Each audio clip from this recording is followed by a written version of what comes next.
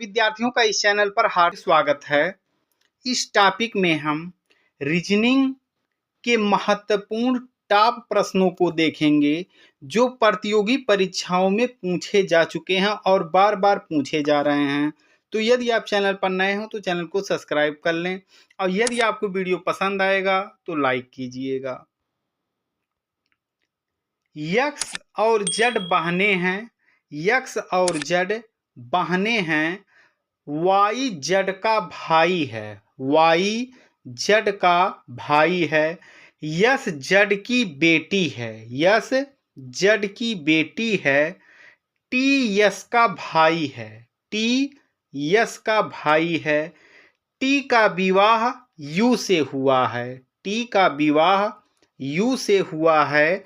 तो वाई का यस से क्या संबंध है? बहुत ही सिंपल सा क्वेश्चन है।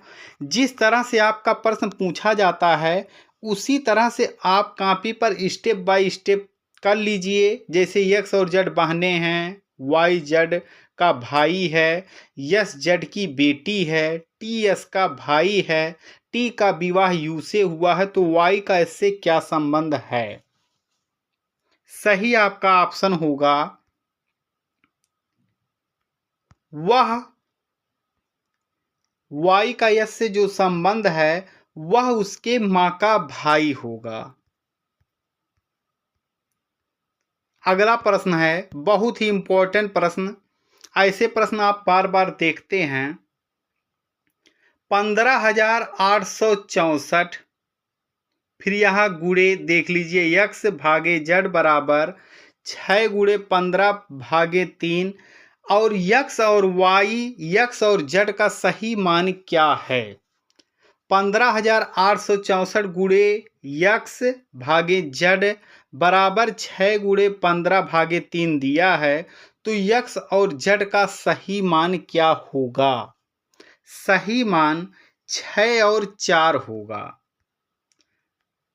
श्रृंखला वाले प्रश्न अक्सर आप प्रतियोगी परीक्षाओं में पूछे जाते हैं। A B D G, D E J Q, यहाँ देखिए गैप दिया हुआ है। J K M P, M N P S, तो बीच में बताना है इन चारों ऑप्शनों में से कौन सी श्रृंखला यहाँ पर बैठेगी। तो सही आपका ऑप्शन होगा यहाँ पर जो श्रृंखला होगी वह जी एच जे एम होगी। एक विशेष भाषा में स्ट्रोक को, ऐसे भी प्रश्न पूछे जाते हैं। एक विशेष भाषा में स्ट्रोक को URROO लिखा जाता है और एसेज को CQKBW लिखा जाता है। तो BUNK को किस प्रकार लिखा जाएगा? पहले आप इसका संबंध इससे कर लीजिए और इसका संबंध इससे, उसके बाद इसका संबंध जिससे भी आप करेंगे वही आपका सही ऑप्शन होगा। तो इस प्रश्न का सही जो ऑप्शन होगा वह होगा ऑप्शन नंबर डी, DSQHI होगा। अगला प्रश्न है, यहां पर देखिए अनुपात का पूछा है। अब इसमें बताना है सही विकल्प, यानी आपका आंसर क्या आएगा। जब आप इस प्रश्न को हल करेंगे तो सही आपका ऑप्शन आएगा ऑप्शन नंबर सी 12। चूहे का संबंध बिल से है, चूहे का संबंध बिल से है, तो शेर का संबंध किससे है? चूहे का संबंध बिल से है तो उसी प्रकार शेर का संबंध माद से होता है।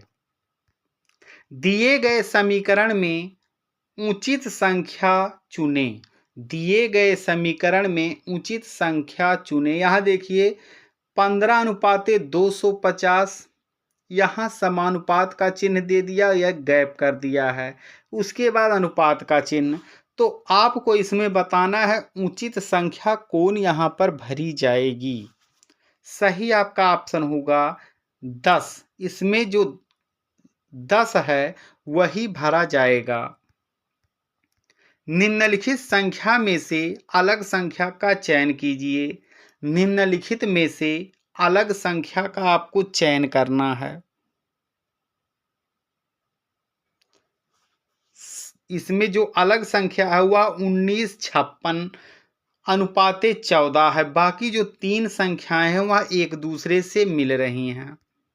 दिए गए 4 शब्दों में से कौन सा शब्द अलग है? दिए गए 4 शब्दों में से कौन सा शब्द अलग है?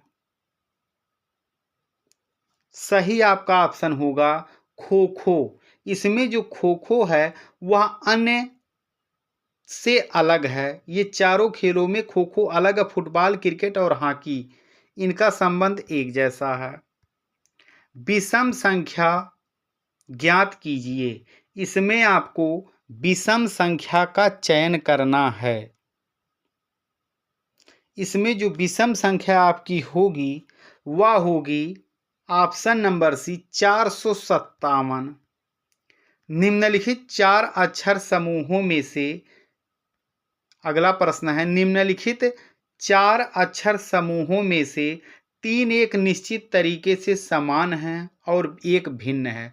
तो बेजोड़ को यहाँ पर चुनना है।